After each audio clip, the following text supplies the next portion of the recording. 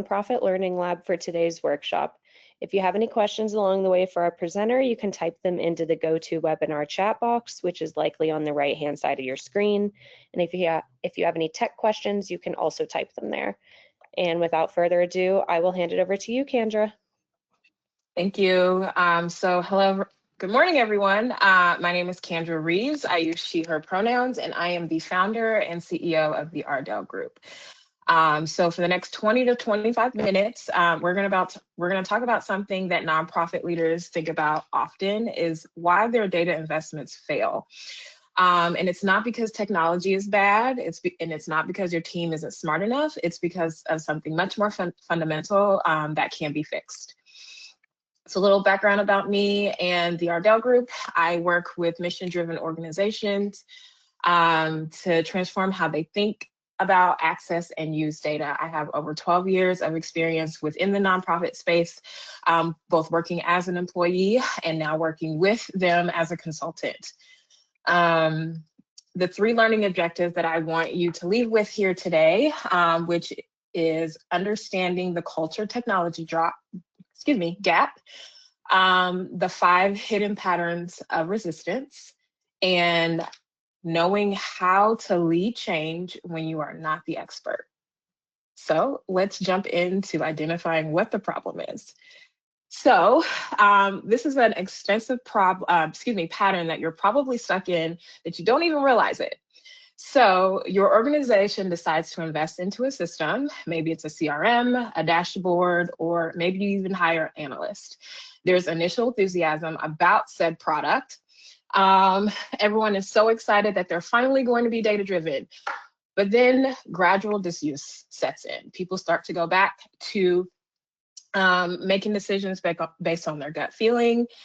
And then complete new people come in and don't even realize that there's a new system to be used. And then leadership decides, okay, well, this wasn't working. We got to find a new system that's going to help us get back into making data-informed decisions. And then you find the perfect system. Then you decide to invest again. And then this cycle continues to happen again and again and again and again. And let me tell you something. It's definitely not about the technology. It's actually something more insidious than that. So what this could look like in your organization. So let's talk about that new system you just brought in, right? So 3 months later, people are not using it because decisions are happening again in hallway conversations. Data request gets sent to the inbox of your analyst, but it sits unanswered while program decisions are being made anyways because we just couldn't wait. Staff are nodding in meetings, excited about, thinking about what data can be used to make these decisions, but internally they're thinking, we're just going to go back to the way that we've always done. You have one person in the organization that has access to the data system that constantly uses it and no one else does, but then everyone expects that person to explain what the data says, but then they said, all right, it goes in one ear and out the other. So I'm sure you can find yourself somewhere in the midst of these different areas that's happening in your organization. And so I want to get into this culture technology gap. So what we think is the problem is we buy things to fix culture issues. So we decide we're going to buy a new system, we buy a new software, we buy new training, or we even hire analysts. But what actually needs to happen to change behavior is building trust. Trust that data will be used not to punish people. You need to build habits, daily practices that makes data use automatic. You need accountability, clear expectations that data-informed decisions are the norm. And finally, you need sustainability, practices that live and survive once somebody leaves, once your people leave the organization. And so you cannot buy the things that you need to change behavior. So the one thing that I want you to leave with today, if you don't hear anything else from me today, this is the one thing that I want you to understand. You cannot buy culture change, you have to build it. Excuse me. So why do leaders keep buying technology for a culture issue? And that's because technology is concrete, right? Dashboards are tangible. Training has an agenda. Hiring someone has a job description. Culture change is a little fuzzy, and it's hard to quantify. So instead, we tell ourselves, our dashboard just isn't user friendly enough, or we need better training, or we need to hire a new data person. And these are important, but if your culture doesn't change, that dashboard that you spent thousands of dollars on, or that system you spent thousands of dollars on, it's just going to keep getting set unused. The training that people got in 3 months, they're going to forget everything they learned. And finally, hiring that data person, your data culture and your knowledge leaves when that person leaves. So we have to stop diagnosing culture problems with technology. So we have identified that culture is the problem. So what does culture resistance actually look like? So I've developed 5 hidden resistance patterns that's probably showing up in your organization right now, maybe even 2 or 3 of them. So let's dive into what these could look like. So the first pattern is the overwhelmed response. So this looks like there's just too much data. I have no idea where to start. I don't even know what questions to ask. And here's what's really happening underneath: fear. Fear of looking incompetent. So take your program director, for example. So your program director has been making decisions, running programs based on her tuition and relationships. And that's very important. But now you want her to look at 47 different metrics to make a decision about something that she's not confident about. And so now she's terrified of looking incompetent in front of her team. And so instead of using that system, using that data, she's just going to put it to the side and continue to rely on her intuition and her relationships. So the leadership move that you can do here to address this overwhelmed response is to start with one decision, one metric, one meeting. So this looks like asking your program director, are more people completing the program this year compared to last year? That's it. Just one number, one metric. You want to build confidence before you build complexity.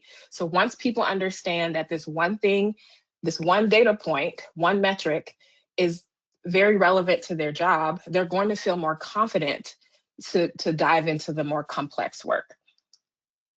Pattern number 2 is analysis paralysis. And this is something that I personally struggle with sometimes when making simple decisions. But what this looks like is, I just need a little more data before making a decision. One more focus group, one more survey, one more analysis. And what's really happening here is the fear of being wrong. The thing about data and making data-informed decisions is you are now accountable for that decision. So if you fail, I can't say, well, I just needed more time or needed more information. That's not the case because you had all the information there. And so asking for more data, asking for more information becomes a very sophisticated stalling tactic. And so the leadership move here to address this pattern is to set decision deadlines and accept 80% certainty. So say we're going to make a decision on Tuesday based on all of the data that we have by Monday. And so here's the truth that I don't like to admit out loud to myself when I'm trying to make those decisions and I'm stuck in analysis paralysis is we really don't require 100% certainty to make a decision and move on. What we really require is 80% certainty and courage. So your job as a leader is to make that that explicit, like give your staff permission to be 80% certain and the courage to make the decision that they need based on the data that they currently have. Pattern number 3 is subtle avoidance. And so here, this is where staff will say, data is for compliance and funders. This is not what I use to design my programs. Or your development team will say, fundraising is about relationships, not spreadsheets. Both of these are true, but what's happening here, these are partly true, I'll say. But what's really happening here is they're saying that data is not relevant to their work. So the leadership move here is to show them data that answers their question. Ask the development team, what outreach tactic brought in more donors or donors that continue to give again? And flip that for your program staff. What outreach strategy is bringing people or participants in that are completing the program and referring it to other people that they know? So when you have data questions that answer, when you have questions and data that answers the things people care about, it stops being abstract. It becomes a tool for their success and no one else's compliance requirements, excuse me. The fourth pattern is silent sabotage. So this looks like data not getting entered on time, reports sitting unread in inboxes, dashboard meetings getting rescheduled, and no one's actively resisting. They're just busy. So what's happening here is the fear of being wrong or accountable. And it's not that they're against data, they're against exposure. So they create these small barriers that make data work invisible or ineffective. And so what we need to create here as leaders is create visible accountability, not punishment, but accountability. And so you want to make it clear that data use is not optional. It's going to be used in every meeting because when visible accountability is implemented, it removes the comfort of invisibility. So when people know that their data work will be seen and discussed, they will stop being casual about it and they will they'll be more serious about it. But this only works if leadership models it. The last pattern of resistance is the champion dependency, and this is the most dangerous of the 5. And so this looks like when your data culture lives in one person. So we're going to use Sarah as this example. So Sarah is your data champion. Sarah knows everything there needs to know about the data that's going on in your organization. Maybe she's the data analyst that you've hired, or maybe she's your deputy director who loves spreadsheets. And so everyone now knows that this is Sarah's thing. So they say, oh, that's Sarah's thing. I don't have to do any of that because just ask Sarah to pull the data or ask Sarah to pull those reports. Or Sarah's so nice. She does all of this data work for me and I have to think about it.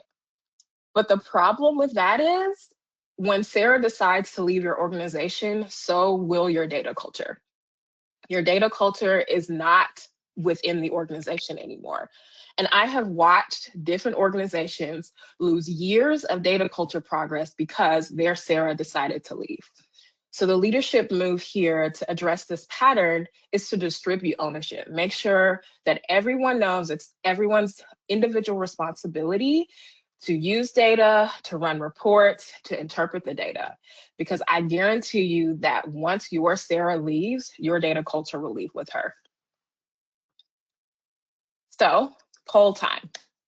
You just learned the 5 different resistance patterns that are currently exist in different organizations. So what's living in your organization right now? Is it the overwhelm response? Is it analysis paralysis?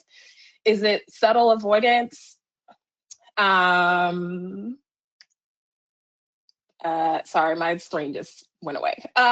Or is it silent sabotage, or is it champion dependency? And you may be experiencing more than one patterns right now.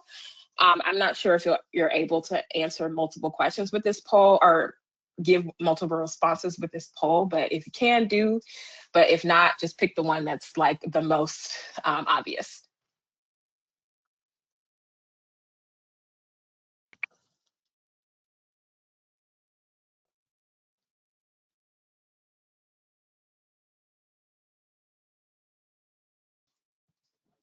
Okay, so it looks like the one that's living, it's kind of a small, it's not a tie, but it's a small delineation between the top 3, which is overwhelm response, silent sabotage, and champion dependency, which makes sense. These all make sense because those are the 3 that I see the most at some of the organizations that I work with. And so the reason why I asked this question is because each of these different patterns require a different leadership response. So you cannot, do I need to share my screen again? I'm sorry. You might, if, yeah, maybe the poll took over your screen. There we go. Okay, there it is.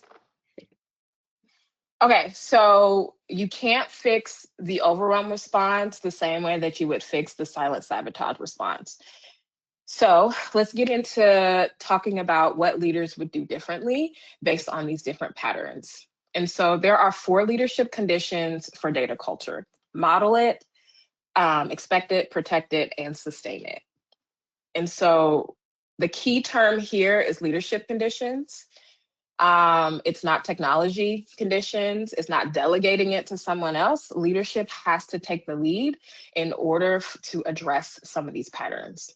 So let's get into model it. So modeling it looks like asking for data before making decisions.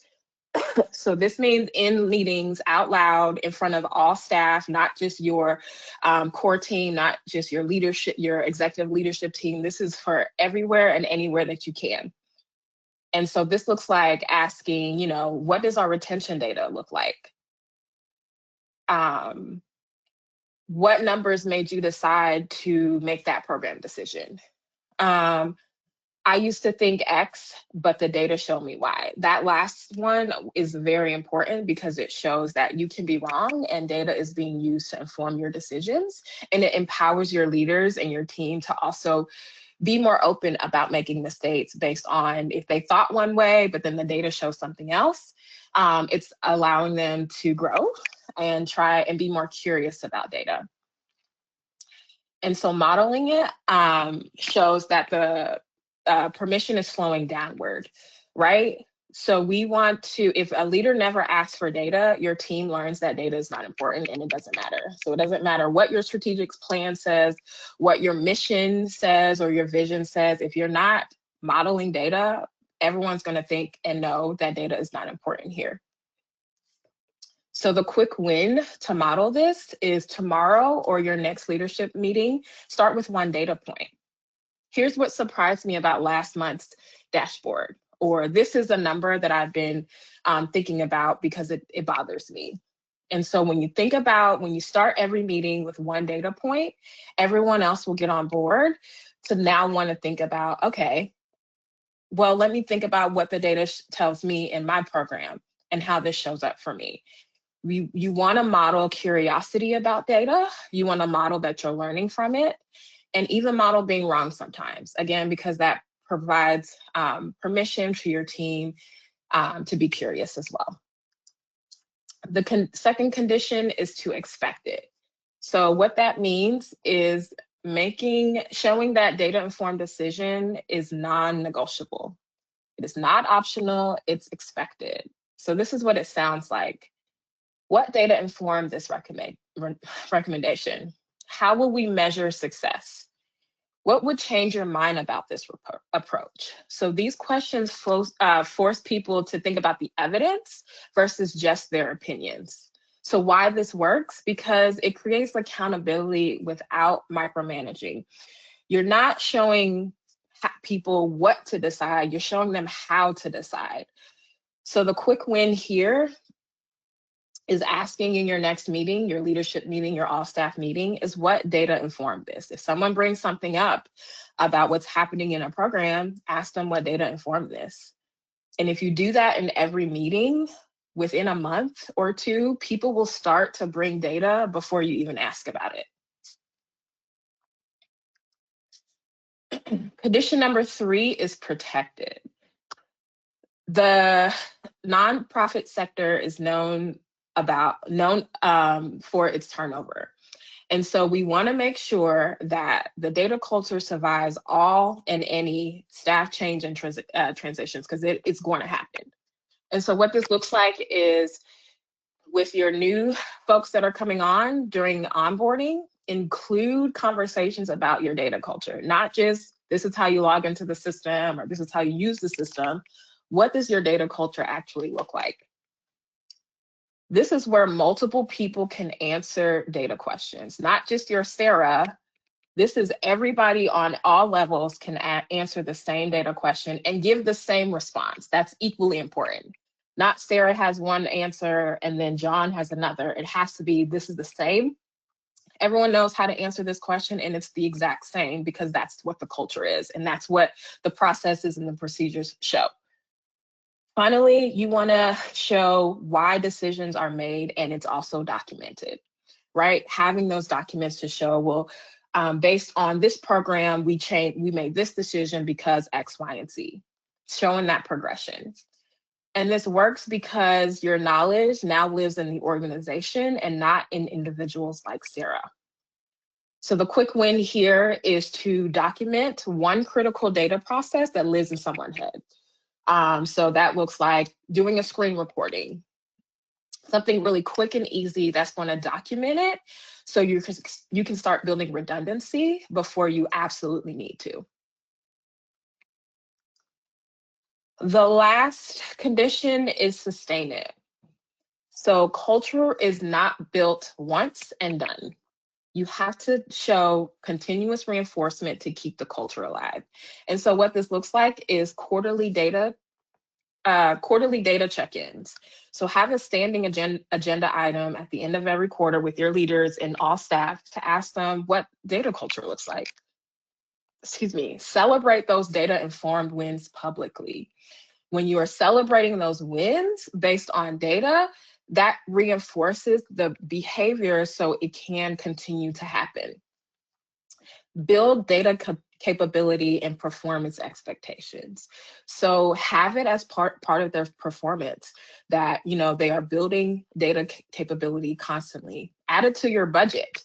Add data capability and capacity building for folks to continue to be trained, folks to continue to use and be comfortable around data.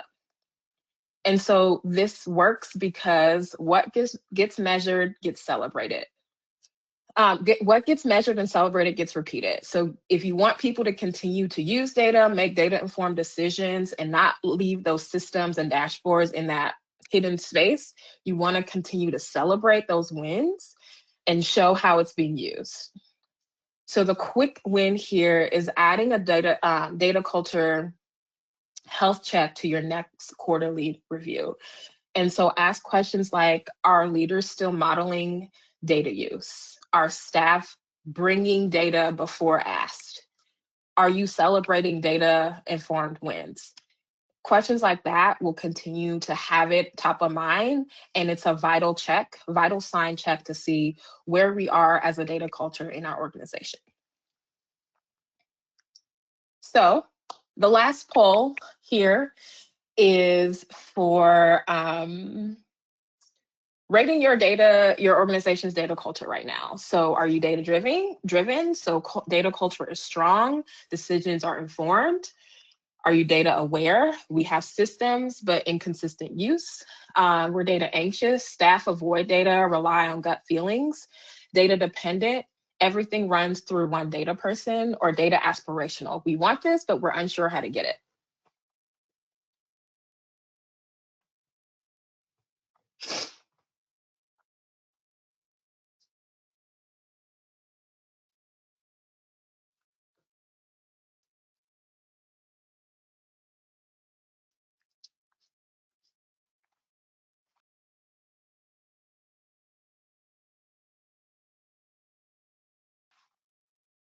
Okay, so it looks like the majority of folks are at data aware, where you have systems but inconsistent use. This is exactly where I thought you would be. If I were a betting woman, I would have picked that one for most of the folks in the room.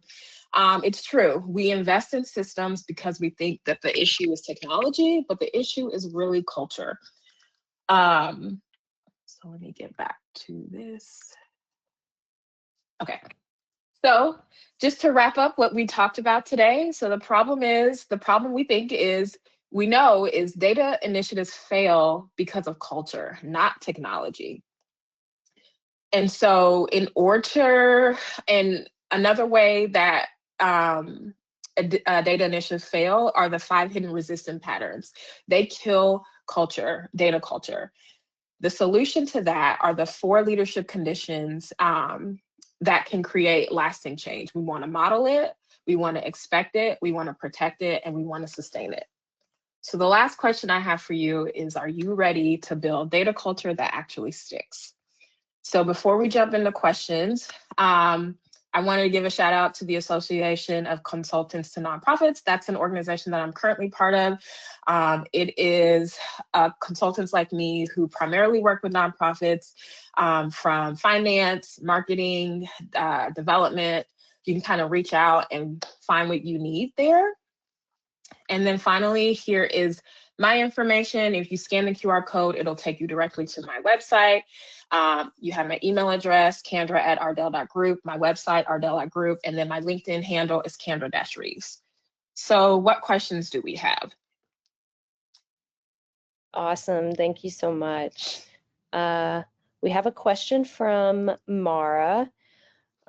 It is, thanks for highlighting those patterns. I definitely see every one of them as part of our organization. What are your thoughts on an org that has been in an unhelpful pattern for decades? We're looking at a software switch, but the culture will likely be a major hurdle. So I think going back to those 4 leadership conditions, starting with the first step, modeling it. And I think, I don't know where you fall in the organization, whether you're like the ED or your middle program director, but modeling it with your team, modeling the use of data, asking that simple question, what changed between last year and this year? What changed this month? How are our participants faring with the new program changes that exist? I think modeling it is the first thing. I think technology, I don't want to say you don't need technology, because we are living in a time and space where technology is necessary to do a lot of things. But if you're not addressing the culture issue, you're going to keep spending thousands of dollars and the culture is still going to be not addressed, and we're going to keep falling into that pattern that I talked about earlier. Awesome. Okay, we have another one from Helene. How would you sum up data culture as an idea? So data culture is essentially, excuse me, data culture is essentially having, not only just having access to good data, but using that to drive all of the decisions that make. So you're collecting data from folks who are coming into your program. You're collecting program data, you're collecting staff data, you're collecting all of this data to kind of see how well your program is doing. So I know we're already doing that, because we have grants that we use that we have to require to report to funders, and we just have different participant data that we kind of need to provide support for the different programming that we have. But the difference between just collecting that data and making it a culture is the data-informed decisions that are being made. And so you can have a ton of data that just sits there and nobody knows what to do. You just know that you're collecting it. But if you're not using it to inform programming decision, if you're not using it to inform how you're going to attract donors, if you're not using it to inform what programs actually work and don't work, why folks are being successful in your program versus not, how you're targeting the folks that are coming through your program but not successfully completing, like are there barriers that you're not even recognizing? If you're not using data to inform decisions from the very basic to the beginning, then you don't have a data-driven culture. I hope that makes sense. Awesome. Okay, we have another.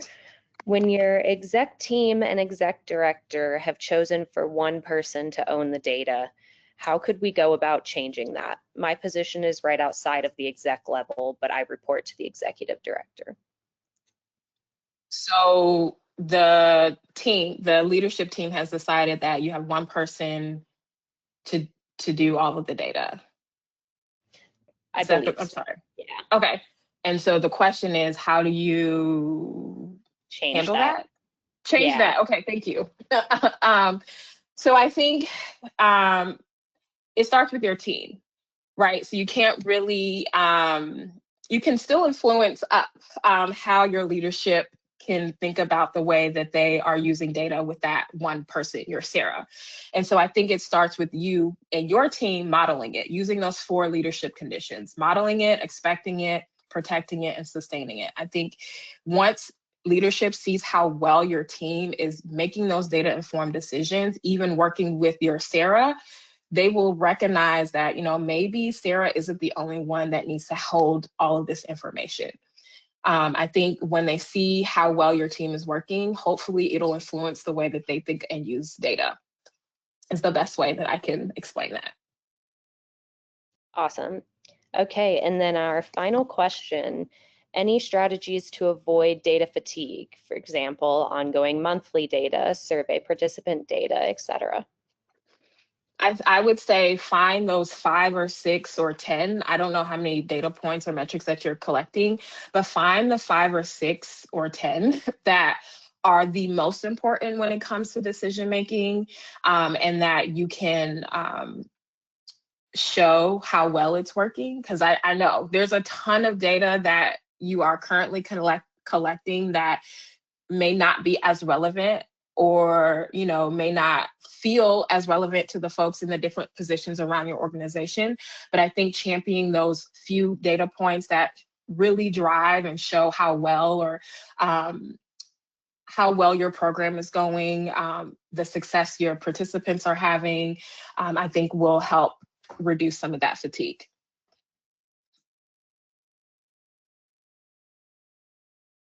Great.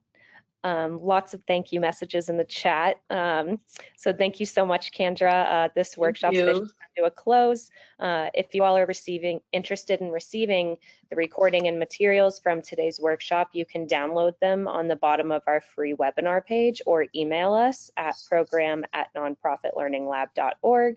Thank you all so much for participating. And again, thank you, Candra, for educating our community.